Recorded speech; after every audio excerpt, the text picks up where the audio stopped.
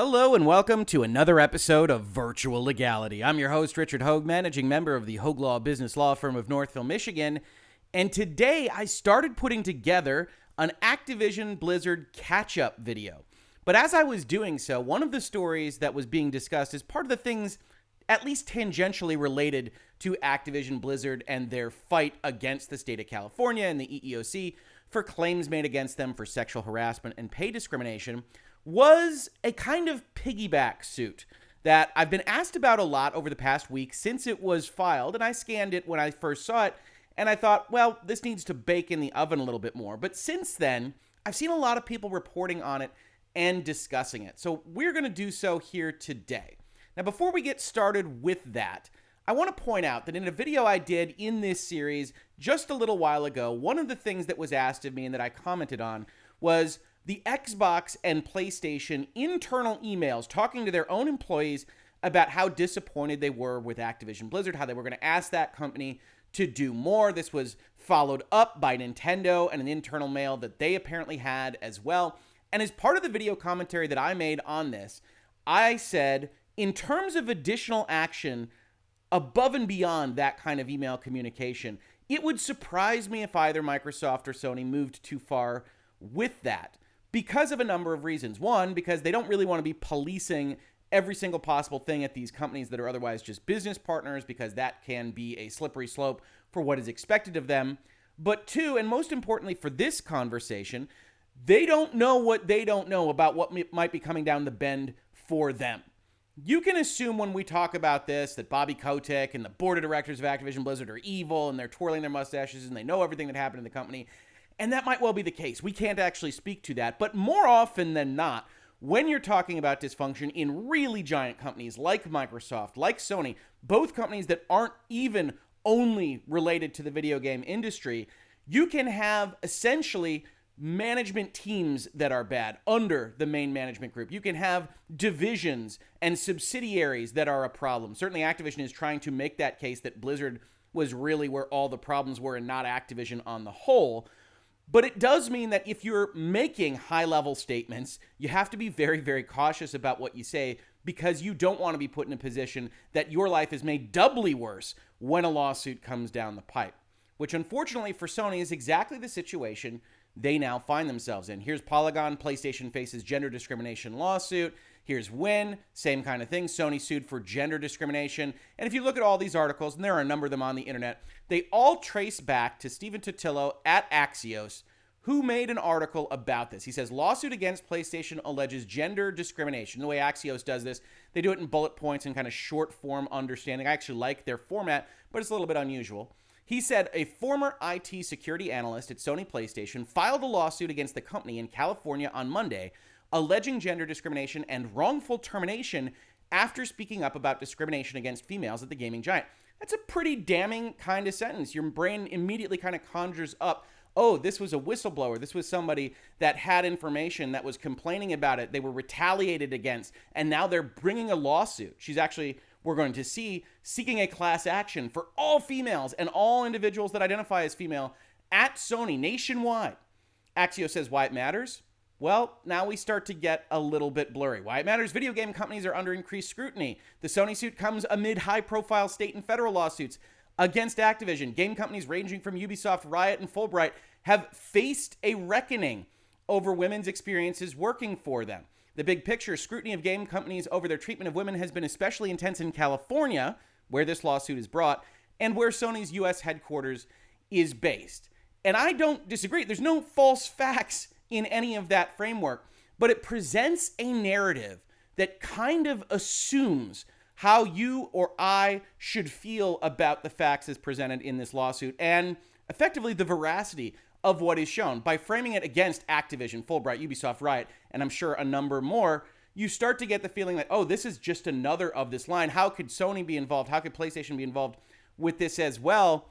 When I want to say one thing before we get going and looking at this lawsuit. We're not going to do a line-by-line deep dive because I don't think there's quite as much to dive into here. We're going to talk about it in connection with Activision because I think they offer a good juxtaposition.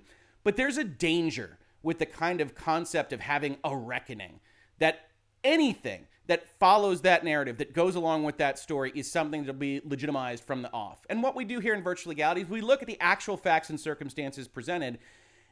And I got to tell you before we dive in here, this isn't the world's strongest lawsuit. We're going to be pointing out a few areas where at least question marks are presented.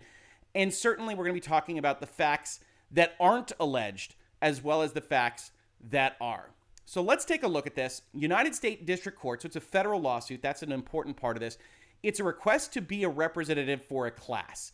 So this person wants to be a lead plaintiff representing an entire class of individuals that she says were affected in the same way as her. That's how federal class actions work. You have to say, I'm a good representative of this group of people, and what the defendant did affected us all in mostly equal ways. That's how a class action can arrive at essentially pro rata splits for damages and things like that. This complaint is brought by plaintiff Emmy Majo, and I don't know how that's pronounced, so I apologize in advance. I'll mostly be talking about her as the plaintiff, I think. But if you're watching this, Emma, I apologize if I mispronounced your name. Against her former employer, defendant Sony Interactive Entertainment. It's not just Sony. We're talking about the video game division here. Plaintiff hereby demands a jury trial on all causes of action triable to a jury and alleges the following. So as we said, individual, female, working at Sony Interactive Entertainment is accusing them of some stuff and wants to be a representative of a class of defendants. Now, before we get into even the details there, we have a little bit of homework to do first. This is a section that you don't always see in lawsuits, but you do when you're talking about things like discrimination claims. Paragraph 8. Defendants regularly and systematically do business in the state of California. Okay, no problem there. And are subject to suit under the Fair Employment and Housing Act in that defendants regularly employ 5 or more persons. No controversy there. And if you are looking at FEHA and saying, hey, I recognize that, yes, you do. This lawsuit is going to be brought on almost the identical complaints and basis as the DFEH, the Department of Fair Employment and Housing, an actual agency of the state of California, brought their lawsuit against Activision. Notably, after an investigation that all the records now show started in 2018, so 3 years from the time that they brought their lawsuit, they were compiling information about what they claim is systematic pay discrimination in Activision. We're going to be looking at those differences as part of this video. But as you might also note from our earlier coverage of Activision Blizzard, there's certain hoops you have to jump through. In general, because it's so important that these agencies get a crack at investigating this, because it's so difficult for any given employee to get access to the information they'd need to bring these claims, that Department of Fair Employment and Housing actually gets first crack at this. And you don't get to sue under those specific laws until they've essentially said, nah, we're not going to do anything, or at least are pressing forward on a time frame that you don't like. It says plaintiff timely filed a charge of discrimination, failure to investigate discrimination and retaliation against defendants, that's Sony, with the California Department of Fair Employment and Housing. Important to note, we don't get a date here, and I'll tell you why that's important in just a second. On November 22nd, 2021, plaintiff received a notice of the right to sue from the DFEH pursuant to California Government Code Section 12965B. Plaintiff filed this action within 1 year of the date of her DFEH right to sue letter. Therefore, administrative remedies have been properly exhausted. Now, a couple of things stand out here, a couple of exclamation points. If you like Metal Gear Solid, you can add that sound effect in your mind. On November 22nd, 2021, she received her notice of a right to sue. If you look at the date of when this was actually filed, it's November 22nd, 2021. She didn't just receive her right to sue notice from the DFEH. She had already prepared this and filed it on the same day of the notice she was given. She already assumed that the Department of Fair Employment and Housing was not going to move forward with a complaint of their own, because the section cited is what you would expect.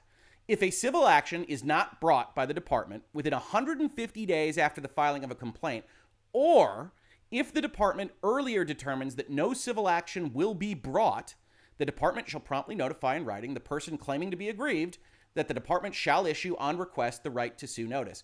So she submits a complaint, which she says is timely, but doesn't actually say when she submitted it. And then on November 22nd, 2021, she gets her right to sue notice. And we don't have enough context here to know exactly what that looked like from the Department of Fair Employment and Housing's purview, right? 150 days could be that she filed a complaint sometime over the summer. or maybe even at the same time that they saw that the Department of Fair Employment and Housing was bringing a suit against Activision. We don't know. We know that the department can essentially cut things off and say there's nothing here, but if you want to sue, go for it. And that could have happened here. Or the other option you have is you can instead say, hey, we'll wait for your investigation to be over. And as we saw with Activision, that took 3 years. And ultimately, the department decided to bring a lawsuit against that company. Here, either she has short-circuited the process with the Department of Fair Employment and Housing, or the department has said, there's not really enough here for us to bring a lawsuit. We'll, of course, let you have the right to sue. That's your right under the law. Here's your notice. And then the same day she gets that notice, she files this lawsuit. So I think if you're thinking about this just in terms of tilt and how we should assume this looks, this is not the same kind of lawsuit as was brought against Activision. In that case, you're talking about a 3-year investigation. You're talking about a department that had talked to tons of employees and former employees and came up with what they wanted to argue for. And if you remember at the start of the Activision versus Blizzard series, I actually have some issues with the way that they framed this with kind of anecdotes and data points that don't actually match what the claims are under the law. And yet still, what we'll see is that this lawsuit from the state of California against Activision is significantly stronger just on the page here. We don't know what would happen in discovery or anything else. We don't make guesses as to what a judge will say or what a jury would say, but is stronger as written than this one by far. So let's continue. It says federal claims under the Federal Equal Pay Act do not require any right to sue notice. I don't have to comply with the California Workers' Compensation Act because we're not talking about the injuries that relate to the actual business. Those all seem to check out. I'd be lying to tell you if I went through every statute and confirmed this, but ultimately, what's important about this exhaustion of administrative remedies concept is that the department in California decided not to sue, or she didn't give them enough time to sue. And that kind of goes with the story I want to tell here, which is to say, when you do have a reckoning, when you have Riot out there, when you have Activision out there, when you have the Ubisofts out there on Twitter and elsewhere, when they're getting covered in Polygon and Kotaku and IGN and GameSpot and mass media as well as gaming-specific media, lawyers and plaintiffs often can smell blood in the water, right? If you've got any kind of complaint against Sony or Microsoft or Nintendo or EA or anyone else, a lawyer will have the conversation with you. And there are things in her story here that are suggestive of potentially having a discrimination complaint against a manager at Sony, or maybe even against Sony with respect to herself.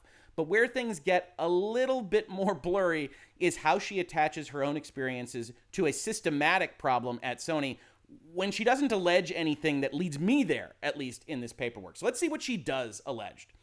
Plaintiff represents a class consisting of all individuals employed by Sony Interactive Entertainment, LLC, 4 years prior to the filing of the complaint, matching statutes that identify as female or that are female. Plaintiff alleges that employees who are female or identify as female were not compensated equally to male employees who had substantially similar job classifications, were not compensated equally to male employees who performed substantially similar work, were denied equal compensation to similarly situated male employees by being held back to lower pay levels, and or were denied promotions. Now, those are serious allegations, and if they ring a bell to you, they should. It's exactly what the state of California brought against Activision. It's the main section of their lawsuit. This gets lost a little bit in the sexual harassment complaints, which aren't a part of the suit against Sony. But you can see here the state of California says defendants have engaged in and continue to perpetuate discriminatory practices regarding pay, assignment, promotion, and other terms and conditions of employment. They begin at higher when women were offered lower compensation. The pay disparity continued throughout employment. Women were also afforded less stock and incentive pay opportunities, were steered into the lower levels of defendants' hierarchy. But note also this, right? That's just the first page, paragraphs 31 through 35 in the Department of California's lawsuit against Activision. Then they start giving anecdotes. An example, a female employee who worked at Blizzard was assigned to a lower level, etc., etc. Similarly, other female employees at Blizzard were assigned to lower levels, denied equal pay, etc. Female employees were also assigned to lower levels at Activision Publishing. Female employees were not promoted because of discriminatory practices against pregnant employees, which also pops up in the EEOC lawsuit and settlement with Activision. So you get a lot more, okay, this is why we are alleging these kinds of things. We can actually point to someone to whom this affected. And here we're not going to see that. Instead, the very first paragraph is, Sony reports that 41% of PlayStation owners are females. Okay, that's a complete non sequitur to how Sony actually operates as a company. And then see some articles about that. Even though nearly half of PlayStation owners are females, a 2020 study revealed that Sony's executive committee was 100% male. The report was prepared, and we're attaching it. It's actually the only attachment to this lawsuit. Sony received the worst possible rating, asleep, because Sony did not have any females in either staff or line leadership roles. There was no female representation at all in the executive committee. And honestly, that might not be a good thing. I can agree with that. I can think, hey, Sony, maybe you should have a more diverse executive committee.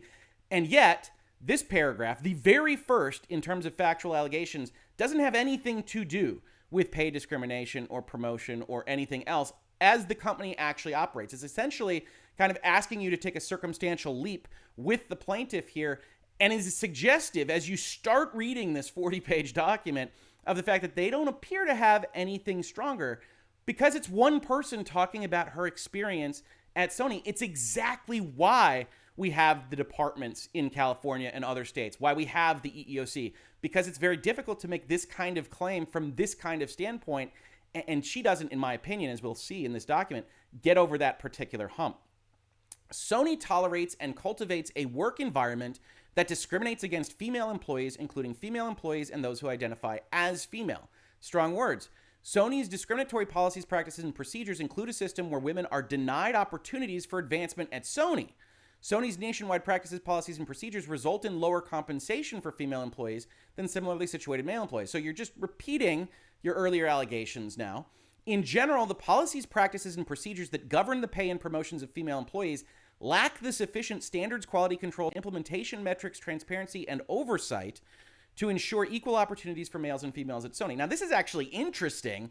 This is a little bit tangential to the overall allegations, but what she's getting at here is maybe I can't prove formal discrimination. What I might be able to show is that everything they've put together prevents them from even detecting discrimination at the management class above or below, right? And what I might be able to argue here successfully is whatever complaint and compliance policies may exist, they lack meaningful control standards, implementation metrics, and means of redress such that upper management may ignore, disregard, minimize, cover up, mishandle, or otherwise fail to respond properly to evidence of discrimination in the workplace. So Sony doesn't have the stuff it needs to even combat discrimination. But you can see how we've skipped a base, right? They discriminate. They don't pay people right. They don't promote people right. Here's an article about how few people are on their executive committee. Then I'm going to allege everything again. And then they don't have the proper controls to tell that they're discriminating. And if you start to feel like this is looking like a fishing expedition, that this is a set of allegations that, hey, they could be true, Sony could be discriminating, but I don't actually, as proposed lead plaintiff here, have the information right now. I want to go into discovery and find out this stuff. I don't think you're necessarily wrong.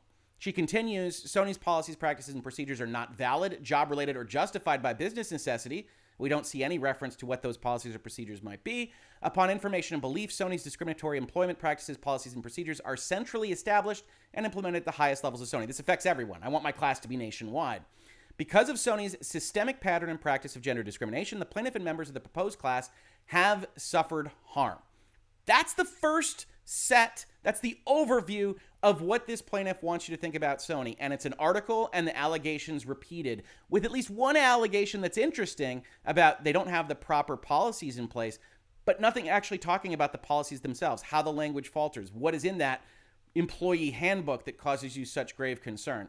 Then we have a lot of thoughts about why this should be a class. And if you're not familiar with federal rules or state law about class actions, in general, you're allowed to be a class if you're a good representative, if there's a number of people that are situated in the same way, that were affected in the same way by somebody's bad acts. And so you have to spend a lot of paperwork establishing that that's true for you, including that you have common issues of law and fact. And again, we get another repetition of the allegations here. The common issues of law are whether Sony is engaged in unlawful systemic gender discrimination, whether the failure to institute adequate standards violates these various laws, whether the lack of transparency violates those laws, a determination of the proper standard. The common questions of fact include whether Sony has intentionally held back female employees on its pay scale, used a compensation system that lacks appropriate standards, compensated female employees less than similarly situated male employees, minimized gender discrimination, cultivated indifference to evidence of discrimination. All these things that could be true, right? I don't want to have this video be standing for the fact that Sony didn't do anything wrong. We have no idea whether Sony did anything wrong. What we do know in this document is that this plaintiff doesn't appear to have any direct indication that Sony did something wrong. It's a feeling, and it's a feeling based on her personal relationship at Sony. And we're going to see that as we get down to the actual facts that are alleged rather than these kind of legal facts that are alleged. We still have collective allegations under the Equal Pay Act. Plaintiff alleges violations of the Equal Pay Act were willful, deliberate, and systemic, which is to try to get big damages. The nationwide class seeks compensation because they were not compensated equally for all the reasons that we talked about before. And that's it. That's your facts on the big ticket items, that gender discrimination, that unequal pay. You don't get a factual allegation section like you did from California. You don't get these paragraphs about this is what happened. This person had a job. This person was passed over, et cetera, et cetera. You don't get that. And even this in California isn't ironclad. There are a lot of data points that you can look at here and say that doesn't rise to the level of systemic issues. They become more and more distant as Activision Blizzard continues to do silly things in the public and make it more likely that they might have been having problems with their internal management. I have to admit that. But as we look at these documents, California is stronger, and we don't get even that from this particular lawsuit. Instead, what we get is the following. Facts regarding plaintiff's individual causes of action. Ms. Majo joined Sony in 2015. When plaintiff began at Sony, her department was roughly 60-40 of men-women, but over the years, plaintiff observed a shift towards more and more males.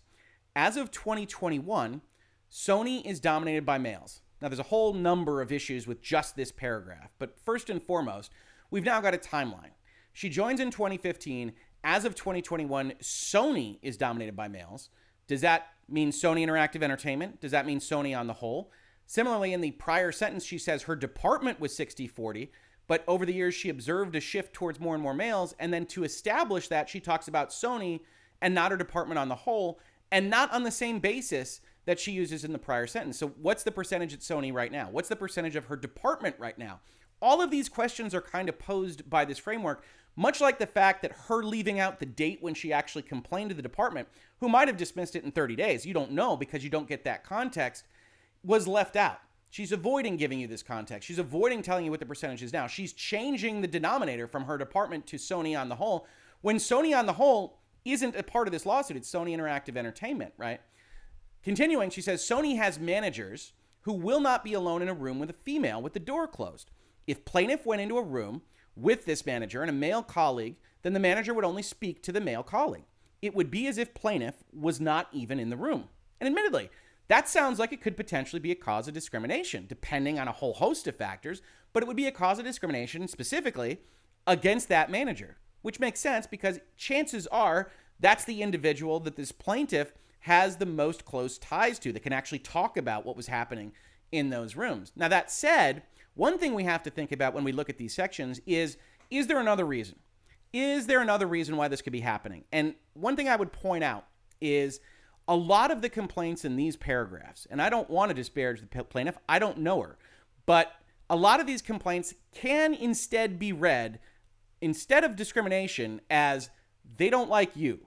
They don't like you and whatever you're doing, and you're not working out at the company, and they're either trying to be polite or they're trying to shunt you aside. Not liking someone, their personality not working out, their work product not working out, does not make it a discrimination against you on the basis of a protected class automatically. And nor does that mean that since they don't like you, they don't like anybody with whatever characteristics you might have. And that's the real problem of this particular lawsuit. These are the facts we're going to get. And she might have some legitimate complaints for herself against these managers or even against the department or something along those lines. But she instead wants to say, well, then they must hate women. And that becomes a jump too far for me reading this document. Paragraph 67, eventually plaintiff realized that if she really wanted something done, she needed to send the request through a mail because if plaintiff communicated directly to this manager in question, the request would be ignored. Plaintiff confirmed this by sending a request through a male intern. The request would garner a response when it came from a male intern, while a virtually identical request would be ignored if it came from a higher level female employee. Now this poses another question, right? When you're talking about a higher level female employee versus this male intern, are you talking about you? Are you talking about the plaintiff here? because every indication would be that she's a higher level female employee. And this kind of elides the answer to that question, right? I would want to know that. Are we realistically talking only in every instance about you? Because that might be bad, might be unwarranted, might be unjustified. They might be being cruel and mean and deserving of vitriol, but it might not mean that they're discriminating if they just don't like you. Plaintiff observed a bias against females at Sony. In fact, plaintiff left a specific department because it became clear to her that there was no path to getting promoted. Again, it's her relationships at that particular department. Plaintiff's requests for a path to management resulted in the creation of a plan for more levels within the department instead of any communication that tasks, behavior modification, or knowledge was needed on plaintiff's part. So she goes and she's asking for promotion, and a lot of these paragraphs will have that. She's asking for promotion, and instead of giving it to her, instead of telling her what she might need to be promoted, they do something else within the department, and she objects to this. She frames that experience as a bias against females at Sony. And in law, that doesn't lead to that. But here we are. Plaintiff often asked managers what she could do to get promoted, much like we just saw. Plaintiff could not even get an answer to the question about what she could possibly do to get promoted. This occurred for several years in a row with multiple managers. Managers would say something to the effect of, yeah, we should talk about that, but plaintiff could never get an answer regarding what plaintiff could do as a female in the department to earn a promotion. Now, I don't know about you. I can tell you from my work experience in my career, I have been in conversations with upper level management, what we generally call partners here in the legal landscape, especially if you're working in big law. And if they don't want to give you a negative response, you essentially have kind of office politics. They say, oh yeah, we should definitely talk about that. Let's get that on the calendar. Have your secretary contact my secretary. Sure. And so it's difficult for me to say whether or not this is them being polite. They've asked for a promotion now in a couple of places. They're clearly not on that road to promotion. Some people, the company doesn't want to promote, and managers can be bad at that. They can be bad at identifying people to promote. Maybe it's a bad manager. We don't know. Saying that that's effectively for all females in the department is going to require more information. Plaintiff spoke to 3 separate managers about what she could do to get promoted. Not only did plaintiff not get promoted or get an answer as to how she could get promoted, but in fact, plaintiff was effectively demoted. Plaintiff used to report to a vice president. After asking about how to get promoted, she was then told to report to a manager below the vice president. The vice president claimed that they did not have time to handle subordinates. Plaintiff noticed that other male coworkers continued reporting to the vice president. Probably male coworkers that didn't effectively talk to 3 separate managers about what they could do to get promoted. Sometimes the squeaky wheel gets the grease. Sometimes the squeaky wheel gets put in the back room. So it's again, we've got a sequence of events here that you can frame as discrimination if you're this plaintiff and you want to claim that. But it's a little bit harder to see than somebody doesn't like you. Somebody doesn't like you personally. Plaintiff noticed that other male coworkers continue reporting to the vice president. How about other female coworkers? We don't get whether or not everybody else was just continuing to report in the way they did before she caused trouble. And that doesn't mean she's wrong. I've also worked at a bunch of places where I caused trouble, and I was the squeaky wheel because management wasn't doing what they should. And sometimes that worked out, and I'll tell you this, sometimes it didn't. But that didn't necessarily mean I thought they hated men or guys named Rick or whatever it might be. Paragraph 71, plaintiff worked for Sony for half a decade, and plaintiff did not earn a promotion from 2015 to 2021. And that's bad. You want to get promoted. You want to keep going up in your career. Plaintiff was essentially in the same position for approximately 6 years. Plaintiff was unable to earn any managerial title and still had a staff title. Additionally, plaintiff had the same direct subordinate for 3 years, but Sony never made plaintiff's management role official. And that's unclear as to how these companies are organized. Sometimes if you have a subordinate, you're automatically a manager. Sometimes you're not. Plaintiff asked her manager what plaintiff must do to become an official manager. Here's the 3rd or 4th paragraph of her asking, but plaintiff's manager would not answer the question. Plaintiff has also personally heard managers make gender-biased comments about female workers. I saw this intro to the paragraph 72. I said, oh, okay, this is good.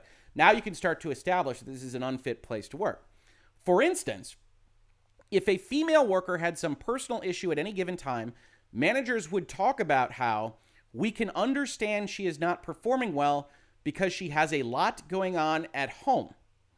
Plaintiff has never heard comments like this about men. Plaintiff has only heard these comments about women. This behavior construes women as more emotional and less professional than male colleagues. Okay, so I can see how you could try to make that claim that this is about women needing to be coddled or being more emotional. And I can certainly understand if you're plaintiff, how you might include this as a paragraph in your lawsuit. I will say, again, from my experience, I've heard this kind of phraseology from higher ups, from managers who say, well, we can understand that this person isn't performing well because, he's going through divorce. She's having a tough time with X. I will tell you from my experience as well that for the most part, right or wrong, this might not be the way to run a business. This might not be the way to run a railroad. That's totally okay. You can definitely criticize that. That this kind of sentiment in general is offered in a corporate context for the people that managers like, right? This is a question being asked about, well, Bob isn't doing his work. Mary isn't doing her work. And then the manager says, well, they've got a lot going on at home. They're making an excuse. They're trying to make it so that something bad doesn't happen to these individuals that they like. If they are referring to women in this context, then that's them trying to protect them. And you could say that's coddled. You could say it's construing them as more emotional. But it's an odd inclusion in a lawsuit when you're trying to establish that this is a hostile work environment, that these people are biased against women, that you're using something that is effectively an excuse for underperformance. I'm not saying it can't be gender biased. I'm not saying that it can't be a situation where you're in one of these offices and they only say it about women and it's evident that it's a kind of coddling effect and low expectations and that can cause trouble at the business itself. I am saying it's not a particularly strong piece of evidence for what you're trying to show, which is that this company discriminates against women when, if anything, this starts to look a little bit like discriminating for women. Not great either way, but an interesting inclusion in the lawsuit. And again, not getting our plaintiff to where she needs to go. While in one of the departments at Sony, plaintiff was asked by the CFO to join a project underneath another department. Plaintiff's manager asked if job sharing between departments was a possibility. The new group manager was not open to job sharing. Plaintiff felt she had no room to negotiate and that plaintiff essentially had to agree to due to politics. Plaintiff told plaintiff's manager, plaintiff felt plaintiff had to agree unless they could advocate for me. It's a hell of a sentence.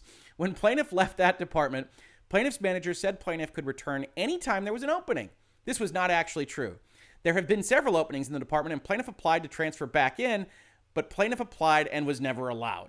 Okay, so again, in terms of a fact pattern here, what you see is a person that apparently isn't get what she wants in terms of transfers, in terms of promotions, and that can be absolutely frustrating. It can also be unjustified. This could be the best worker in the world, but it isn't illegal to not like someone, even for bad reasons. Individuals are individuals. And when you see this lawsuit, we're not going to get any stronger than this. I asked for promotion. I asked for transfers. They said, oh yeah, return anytime there's an opening. Yeah, not really. Or we should put that on the calendar. We should definitely talk about that promotion. Yeah, no.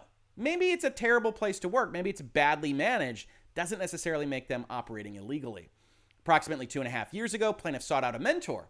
Plaintiff told this Sony mentor that plaintiff was a flight risk because it appears it is impossible for her to earn a promotion, which I believe is she told her mentor that she was going to leave. The mentor said the only thing plaintiff can do to talk about a promotion is to speak to plaintiff's current manager. There's no other path to promotion at Sony.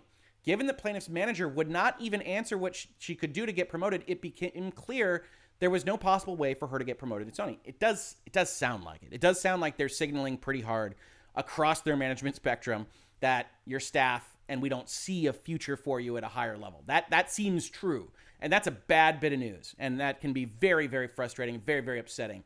Doesn't necessarily make it illegal. Paragraph 75, Sony sometimes promotes people in cycle, meaning around the time of annual performance reviews, sometimes out of cycle. The number of men promoted out of cycle is notable, presumably stemming from plaintiff's observation.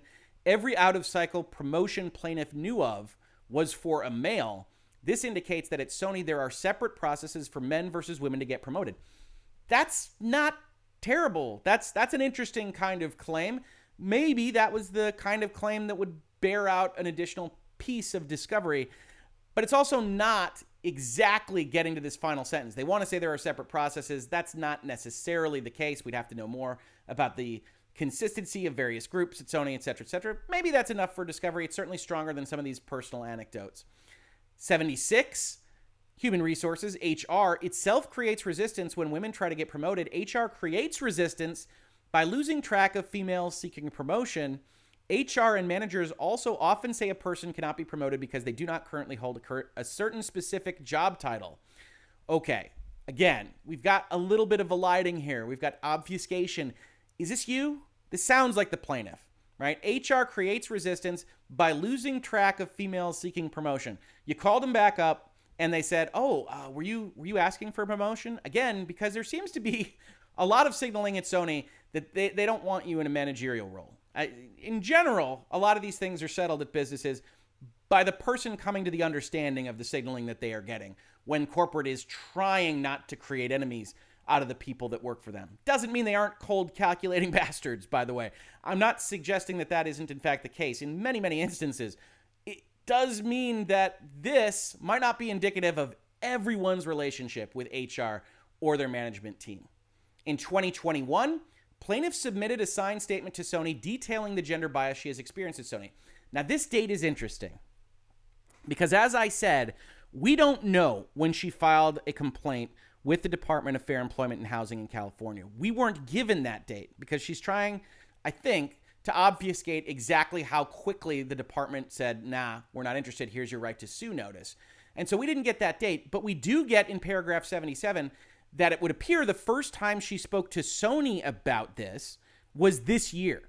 And it wouldn't surprise me, in all honesty, if it was about when the Activision news came up. Could be before then, of course. But if it did come up at about the Activision time, that's about 120 days ago, give or take, then you've got a situation where she tried to file it. She wanted to get in on that department action. Certainly the state of California has indicated very strongly it is looking for all of these claims. It is happy to sue these video game companies for problems. And the fact that they aren't behind this is notable. But she filed that complaint with Sony detailing the gender bias she has experienced, which presumably is all of this, which doesn't necessarily lead one to conclude that there is, in fact, gender bias in play necessarily, and then soon after received a letter from Sony that she was terminated. Now, this is a bad fact pattern if you're Sony, right? You don't want to be in the position to say, okay, well, this person just complained about gender discrimination. We should fire her. If you've got a situation where she's complaining to managers and she doesn't like that she's not getting promoted and all this other stuff, you probably should do something about that beforehand if you're on the employer side of things, because this situation looks pretty bad. She complains about all that stuff, regardless of its veracity. Then you fire her, and then it gets a little worse. The notification from Sony stated that it was eliminating a certain department and that plaintiff would be terminated because that department was being eliminated. However, this was a false basis to terminate plaintiff because she was not even a member of the department being dissolved. That sounds pretty bad. I highlighted it in red, and it might well be very bad. This is the kind of thing that you could potentially bring a claim against Sony for yourself, for the plaintiff herself, rather than saying there's a systematic issue at the company. Maybe you do have a wrongful termination claim for this kind of stuff. Now, given the obfuscation and the eliding that we see in these other paragraphs, I could, as a lawyer, imagine that this sentence where they were eliminating a certain department and the plaintiff would be terminated because that department was being eliminated is itself a little bit obfuscatory, right? You can imagine a role where you're in a separate department and you're a liaison to, let's say, the esports department. The esports department dissolves, maybe you go with them, right? And you could still say these sentences. They would be truthful in a court of law, but we could see that maybe there was a reason to fire you in connection with that kind of layoff situation because you were most related to the department that's getting laid off. I don't know what this looks like. This is a bad paragraph for Sony. And if this was just a lawsuit about this individual's claim against Sony, I'd say, it's not the strongest, but maybe it's worth it to go to discovery. That's, of course, not what she brought because that's not where the big money lives. Ms. Majo alleges she was not promoted and she was demoted because of gender bias, because she is a female and because she spoke up against gender bias. She further alleges her termination was caused by gender bias against females and because of bias against those who spoke up about gender bias. I mean, honestly, lawyers, you can write these sentences with a little less repetition. But that's overall what she's alleging, right? And that's all the facts we get. These are the facts paragraphs. They're all about her personal situation. And remember, I know it's been a while because I wanted to read through all these paragraphs, that this is a claim not so much about that, but about Sony not paying people equally, which doesn't even appear in the description that she brings for herself. Sony has discriminated against plaintiff and all nationwide class members by providing them with a lower rate of pay than similarly situated male colleagues. That isn't even alleged in her personal fact pattern. So that seems a little bit overbroad, but she still continues to claim discriminatory pay, differential in pay. As a result of Sony's conduct, plaintiff and all nationwide class members have suffered and continue to suffer. She wants a declaratory judgment of the rights that the various parties would have here. This particular section is a little bit unclear because I don't know what kind of declaration she wants. Neither would the court reading this, so it's a little unclear there. She wants that equal pay claim also brought against California law, same kind of deal. And again, we're skipping a bunch of this because, frankly, this is overwritten, but because there's such weakness in the overall document itself.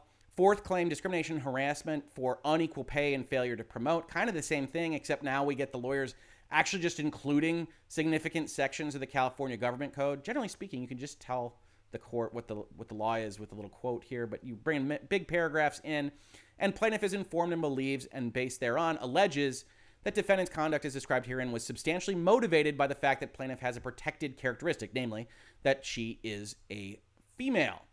Fifth claim, failure to prevent and investigate discrimination and harassment. The ones that I thought were interesting at the top, you might note, weren't actually referenced in her own fact pattern, weren't referenced in her own allegations. You don't have a story where she really reported to people that she was being discriminated against, and then they failed to look into it, despite the fact that she's going to claim it right here.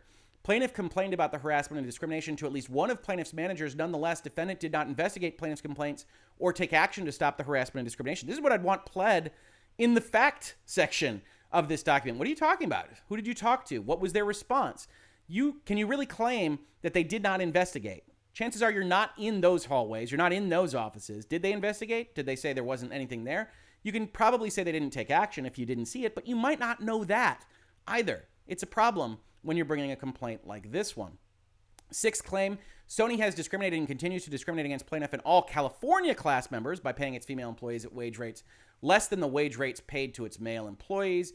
And then we get the seventh claim, which you might recognize from a completely different lawsuit we've covered here in Virtual Legality. This is your umbrella claim against anybody operating in the state of California. It's the unfair competition law, which, as we found in Epic versus Apple, can be used by enterprising lawyers in interesting ways. As the judge did in that case, she used the unfair competition law to say that incipient antitrust violations, things that hadn't quite happened yet but could justify her enjoining specific language used by Apple in their developer guidelines. If you're interested in that, there's 50 plus episodes for you to check out in the Epic versus Apple playlist. But suffice it to say, it's very broad, and it's one of the reasons California gets a lot of these lawsuits, is because it's pretty pro-employee, and you might get a win on this kind of thing, but chances are it has to be hooked to something else that is a viable complaint. Eighth claim here is she wants to use the Private Attorney General Act to effectively stand in for the California Attorney General for labor violations. And she has to go through a little bit of a process there, so she reserves it. And then she has a couple of claims that are for herself. That wrongful termination in violation of public policy, effectively for retaliation, as we might see it. And we get the kind of standard, I want real damages here. The conduct of defendant described herein was outrageous, was executed with malice, fraud, oppression, conscious disregard for plaintiff's rights with the intent, design, and purpose of injuring plaintiff. So not merely to terminate the plaintiff, not merely to move on with the department or in connection with the layoff that they apparently claimed, but deliberately to hurt her.